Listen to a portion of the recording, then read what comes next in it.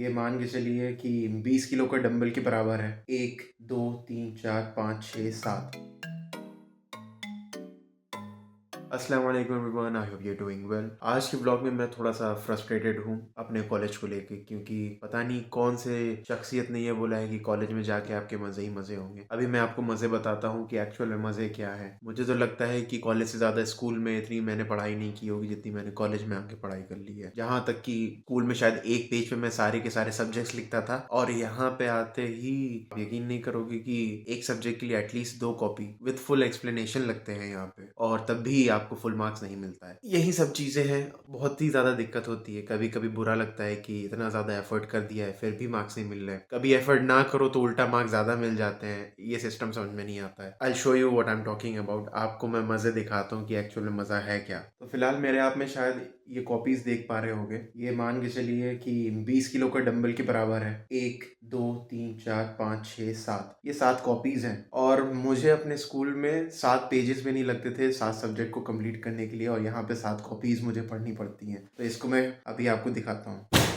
तो ऐसा बिल्कुल भी नहीं है कि आप कॉलेज जाएंगे, टीचर आपको जैसे स्कूल में लेक्चर्स देते हैं, हाथ पकड़ के लिखाते हैं। ऐसा कुछ नहीं होगा। आपको टॉपिक बता दिया गया है, नाउ इट्स योर रिस्पॉन्सिबिलिटी कि आप जाओ, देखो क्या है, पढ़ो, समझो, लिखो। तो जितनी भी मेरी कॉपीज़ हैं, those are my self explanation, जो मैंने थोड़ा बहुत टाइम दे के पढ़ाई की है, और वो थोड़ा टाइम दे के पढ़ाई करने के बावजूद इतनी सारी कॉपीज मैंने फिलअप कर दी हैं। टू बी वेरी ऑनेस्ट, कुछ टीचर्स ऐसे भी हैं जो बहुत अच्छा पढ़ाते हैं, उनकी बातें समझ में भी आती हैं और वो फुल डेडिकेशन के साथ पढ़ाते हैं। But majority of the time ऐसा होता है कि जो क्लासेस रहती हैं, इट फील्स लाइक बर्डन। आपको 5 से 6 घंटे गुजर गए हैं कॉलेज में and you are attending any lecture. आपको इतनी प्यारी नींद आएगी, आपको सुनाई भी दे रहा होगा, आपको दिखाई भी दे रहा होगा, लेकिन आप फुल अटेंशन के साथ सो रहे होगे। इतनी प्यारी नींद आती है। तो लेट्स सी, मैं आपको दिखाता हूँ अपनी कॉपीज़ और क्या क्या सब्जेक्ट्स हैं। So this is surface anatomy and palpation.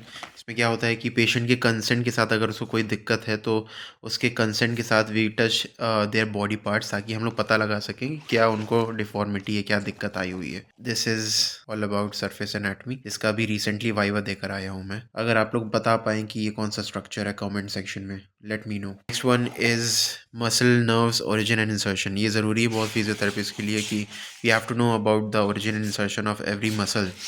वो ज़रूरी रहता है बहुत। तो यही सब मैं शॉर्ट पॉइंट्स बनाता रहता हूँ, जो कि कभी कभी, कभी क्या बहुत बार ये मेरे काम आ जाता है, और हमेशा ही काम आएगा ये जब तक फिजियोथेरेपी चल रही है।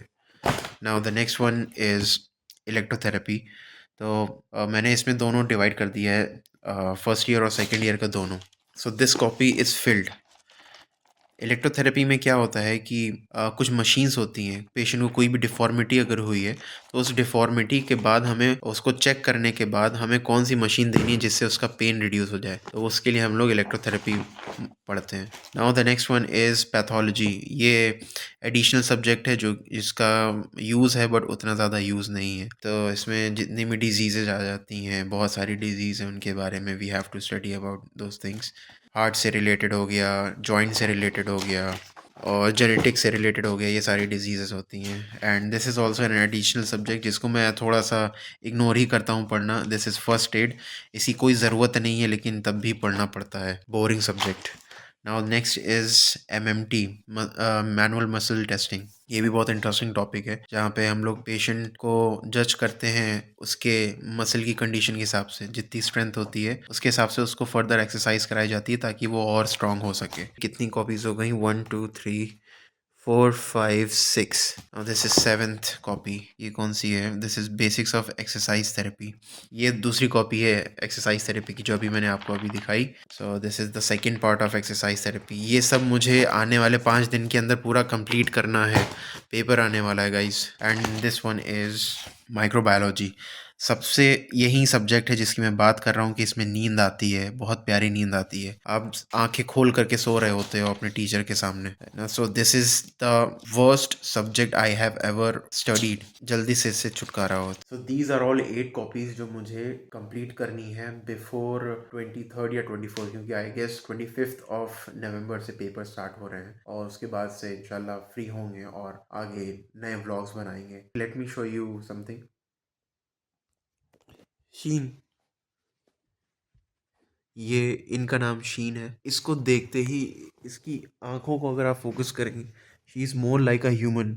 मतलब ह्यूमनली रिएक्शन रहता है इसका, बहुत ही ज़्यादा ऐसा लगता है मैच्योर है, बातों को समझती है, जानती है, सुनती है। ऐसा लगेगा कि she has so much of experience ज़िंदगी से। Now she is very quite. क्या हुआ, गलत बोला क्या कुछ? अच्छा ठीक है, सॉरी। सो ये है शीन, शी हैज़ 2 बेबीज़, वो भी वाइट कलर के ही हैं। And there are total 5 cats, और एक-एक करके मैं इंशाल्लाह कभी मौका मिला तो दिखाऊँगा। So guys, this was for the vlog. पढ़ाई करनी, क्योंकि अगला वाइवा भी कल है, और मुझे नहीं पता कि मैं कैसे कंटिन्यू कर पा रहा हूँ, but still there is something inside कि हाँ, यार अब तुम्हें छोड़ना नहीं है व्लॉग करना। और मैं बहुत ही ज़्यादा ब्लेस्ड फील करता हूँ कि there are people around me, they know कि what I am doing and they support me. I will not quit this time and I will try to post consistently. So thank you guys for watching and I will see you in the next video. Bye.